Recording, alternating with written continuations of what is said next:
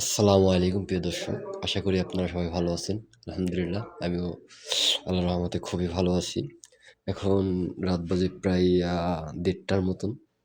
তো আমাদের খাইতে মনে চাইছে কি আলুর দম। তো দুজনে গেছে আলুর দম বানানোর জন্য। দেখি কি বানাচ্ছে তারা দুজনে।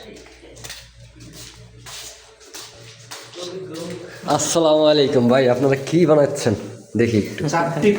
চাপটি পিঠা না? ও, বললেন যে আলুর দম বানাবেন। আলুর দম এখানে হইতেছে। ও এইখানে না, এখানে দেখেন যে আলুর দম বানানোর জন্য প্রথমে আলু পানি দিয়ে মানে সিজাইতেছে, আমাদের বাসায় বলে সিজাইতেছে, আর এই এদের বাসায় কি জানে বলে আপনাদের সিদ্ধ করতেছে। সেদ্ধ করতেছে, ও একই গড়ে কথা আর কি, যেগুলাও সিদ্ধ। যেগুলাও সেই করে যে কি করতেছে। এই হচ্ছে এক বাবুর্চি, আর এই হচ্ছে আরেক বাবুর্চি।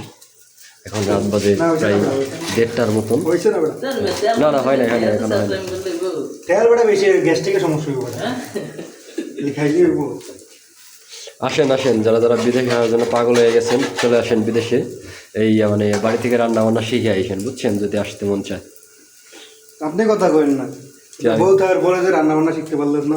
আরে ভাই, বউ থাইতে এই তো শিখি নেই, বউ না থাকলে শিখতে ধর মেয়ে, বউ যদি আপনাকে বউ নাই, আপনাকে বউ নাই দিয়ে বউ আসতে থাকলে আপনার ভালো হইলে বিদেশ যাইবা কেমনে কেমনে খাইবা, আমার সাথে বসো, বসে একটু রান্না বান্না শিখো। এই কথা আমার বউতে কয় নাই, বুঝছেন। এইটাই তো বোকামি কাম করছে।